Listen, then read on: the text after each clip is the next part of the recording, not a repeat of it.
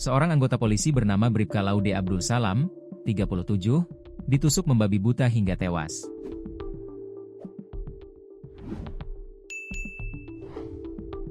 Sang polisi tewas bersimbah darah dengan posisi telungkup di lantai rumah.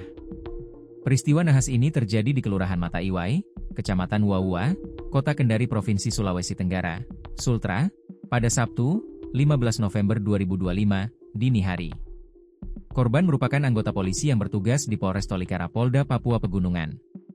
Laude Abdul Salam ditemukan dengan kondisi tubuh dipenuhi luka tusuk dan sayatan. Sementara itu, terduga pelaku sudah diamankan tim Jatanras di Treskrimum Polda Sultra. Pelaku berinisial J ternyata masih kerabat dekat korban. Saat ditangkap, J juga mengalami sejumlah luka sabetan hingga dibawa ke Rumah Sakit Bayangkara untuk mendapat perawatan. Saat ini, J masih diperiksa pihak kepolisian untuk mengungkap kronologi dan motif pembunuhan. Kanit Resmob Subdit 3 Jatanras AKP Gayuh Pambudi Utomo menjelaskan, Bribka Laude merupakan anggota Polri aktif yang bertugas di Polres Tolikara. Korban memiliki keluarga besar di Muna, namun lahir di Jayapura. Saat ini bertugas di Polres Tolikara dengan pangkat Bribka, kata AKP Gayuh, Sabtu, 15 November 2025. Kabar yang beredar, kronologi insiden yang merenggut nyawa itu berawal dari cekcok rumah tangga antara pelaku dan istrinya.